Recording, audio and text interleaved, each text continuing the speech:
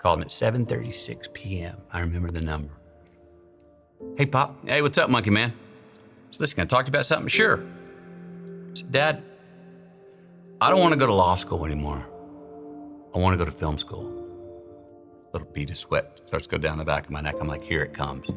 You want to what? I thought he was going to go into all this stuff about, like, my ass. You think I'm paying for that? You know, that could be a hobby, but you know, that's not a real job. I thought all this was coming. And after about a 5-second pause, he goes, I hear this. Are you sure that's what you want to do? Yes, sir. Then I hear, well, don't half-ass it. In the way he said don't half-ass it was also, okay, let's go, big boy. Own that shit. Put some leverage, get some horsepower behind where you're going. Go do it. If you're gonna do it, do it. Say what you can do what you say. If you can't do it, don't say you can do it. Don't over-leverage yourself. Don't over-leverage a decision and then jump in and kind of dip a toe. I think I'll try it out. No, think if you're gonna try it out beforehand, but when it's time to go, dive. Finish it, find out. Come out the other side. Don't leave it and go, ooh, if I just would, That keeps me up at night. I think it keeps a lot of us up at night. When you half-ass something, you just don't know whether you failed or succeeded, got what you want or didn't get what you want. Finding out and looking in the mirror and going, I didn't half-ass it. I went all the way. I found out, and that ain't for me. Or I found out, and you damn right that is for me. That's a great place to get to. Let's go to the dream. Let's flip that script. I always have gone from nonfiction to say, let's make that the dream. Just keep living. Art emulates life. So I flipped it and said, let's go to dreams. Let's go to poems, prayers. These are pursuits of an ideal beauty. These are in between the lines. This is in between the math. This is not academic. This is not intellectual. These are ideals that we pursue, the beginner's mind that we have as a child before we know worse. And I don't want to be ignorant. I don't want to be foolishly optimistic. Let's look to those and believe that we can still make those real. So I grew up only knowing sort of the courage of the persistence. Be resilient, endure, get up, dust yourself off, go.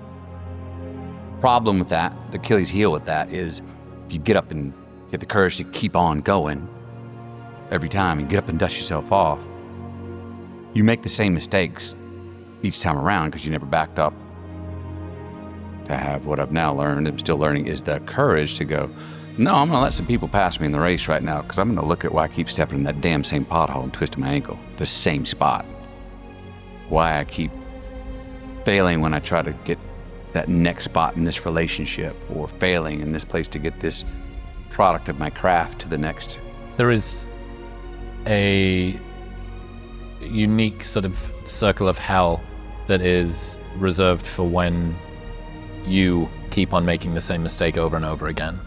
That you've done it, you've had to pay the penance, say that you're sorry, and then arrive straight back to the same place. Yeah. I think there's a hell in the mirror. Then I think it can become a living hell. I got that poem in there, Daymares. I love that one. I do too. You know, nightmares suck, but at least you wake up. And they're over. It's the ones that stick with you when you wake up and go through your day that are right there. Those are the ones. That's the living hell. Word gets out. The circles gets out. People doubt you. On your approach, you're like, yeah, but don't do this. You know what I mean? I mean, all of a sudden, you're going places and you got to look over your shoulder. You got to see who's there that I didn't pay back. Who do I owe? What bridge did I burn? What person did I betray to get where I am? That's a life. That's a living hell. Well, forget that in the modern world, you can move from city to city. At least you can, in some regard, leave your reputation behind. However, if you lose your reputation with yourself, if you no longer trust you, I don't keep my own word. I know that I'm not a trustworthy person. I keep making promises to myself and to other people, and I keep on breaking them. I keep doing something that hurts other people, or the same person. They don't trust me anymore, and I don't trust me anymore. If I said I can't, my dad's teeth would just start to go, excuse me? Sure you're not just having trouble? I remember this one time I was going out to do my chores Saturday morning to mow the lawn, and I couldn't get the damn lawnmower to start.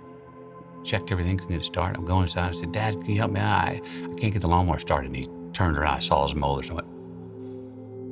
And he got up, walked with me through the kitchen, through the garage, out the backyard, went to the lawnmower, messed around, pulled a couple things out, after about 10 minutes, boom, cranked it. And while the lawnmower was running right there, he came over to me and bent down and looked me in the eye and he goes, see, son, you were just having trouble. Be less impressed and more involved. More involved, yeah. What did you mean by that? And where did that come from? It came from, we grew up hardcore on gratitude. I'm a very thankful guy. And being thankful and having gratitude is very important. But you can't stop there. Because too much just, I'm so happy to be here. You're so impressed to be here. Thank you for having me, which we should have. But if you live only there, we can't be present and be involved in whatever we're doing and do it as well as we want to do it. You got to go, no, thank you for letting me be here, and I'm supposed to be here. Now let's go. If I'm even talking to you, if I'm here going, man, I'm so happy to be here. If I'm just happy to be here and go no further than that, we can't have this conversation. I'm not there. I won't be there yet. I can't be grounded enough to have it right here. I'd be like, I'd anticipate my thoughts. I'd, say something that is only the pretty stuff and not the ugly stuff, or, don't want to be me. So to be involved allowed me to be more honest and have more courage. When we're involved, we're more honest and have more courage to do what we're fashioned to do, how we're fashioned to do it. Emotions, investing ourselves, not holding a bit back, not putting one foot out, like putting it on the line, opening up, exposing ourselves. And that feels like a retreat in kind, but one that's plausibly deniable. When we just have one foot out, I didn't fully commit myself to this project, this relationship, this friendship, this self-transformation. I kept one foot back. Well, I might not be able to do that right now because I've got this challenge or this restriction from before, or this relationship. Like I'm going to hold a bit back. I'm going to keep a bit for me. Yeah. This is my bit. And it means that if failure comes along, it doesn't hurt as much. But it also means that success is less likely. And if success comes along, you know that you didn't really earn it.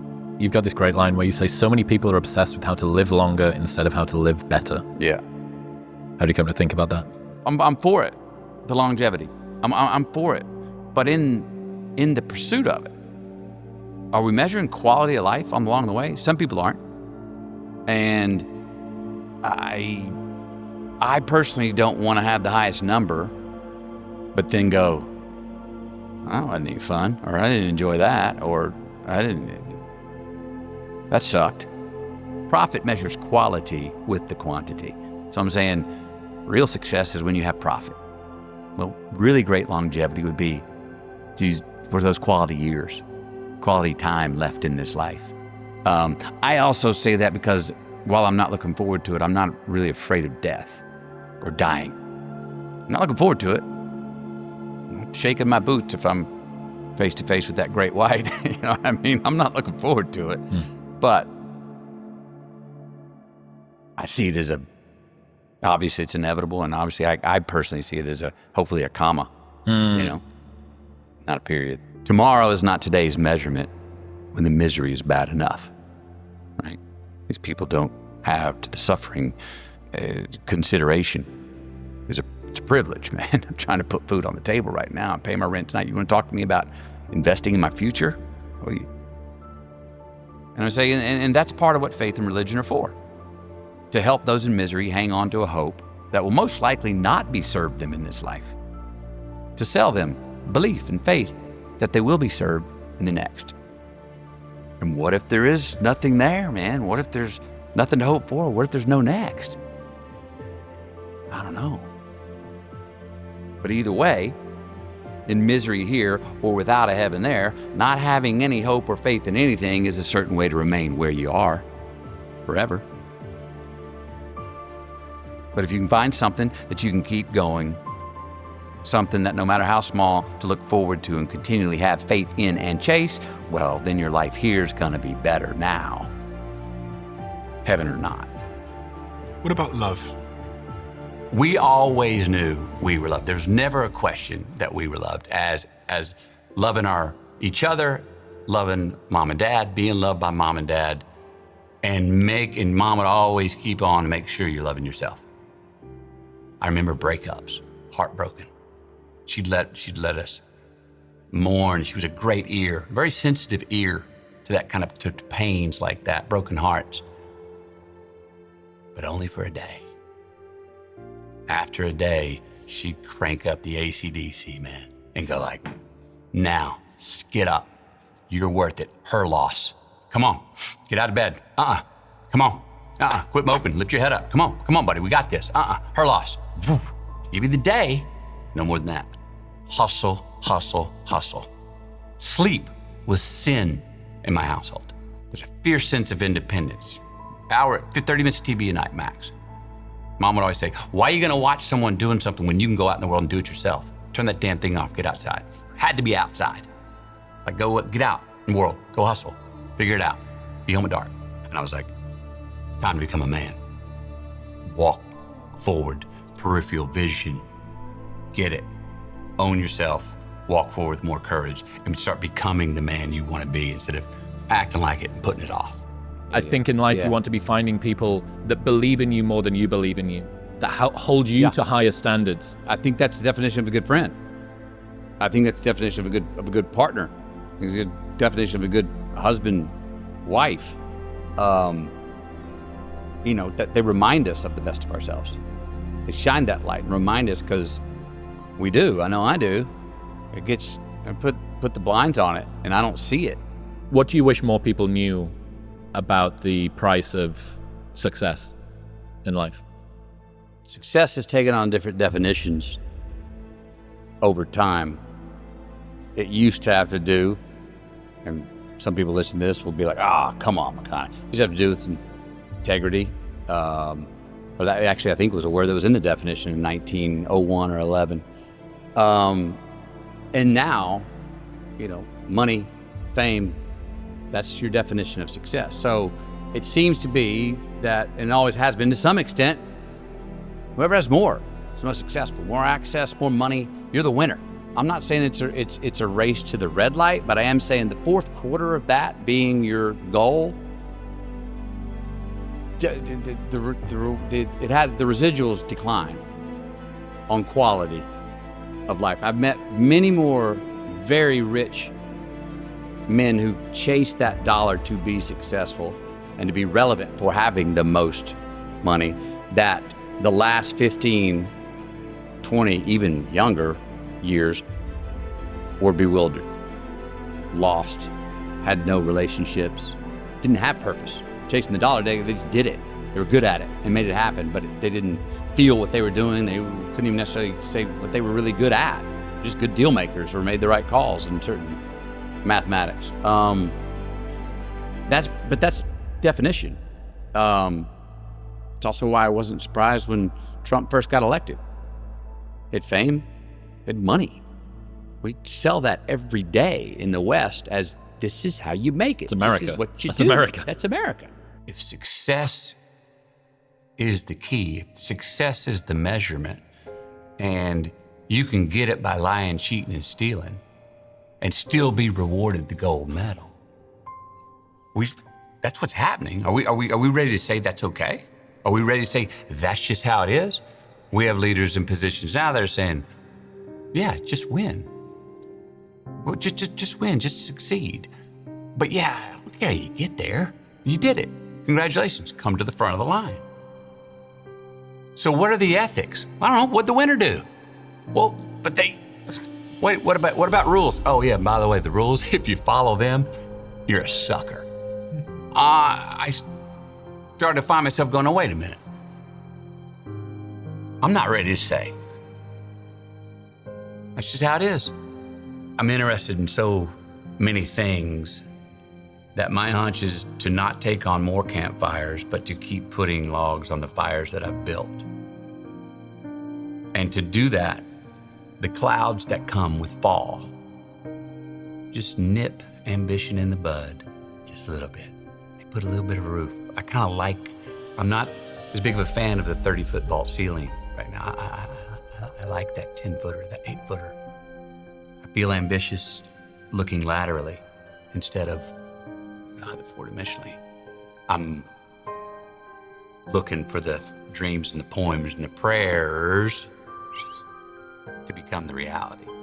And I like a little bit of shade. What's the difference between a nice guy and a good man? A nice guy gets along. Yeah, do that. Yeah, I'll do that. They don't necessarily have discernment or judgment, not sure what they stand for or stand against. It's like, yes, yes, yes, sure, yeah, hey.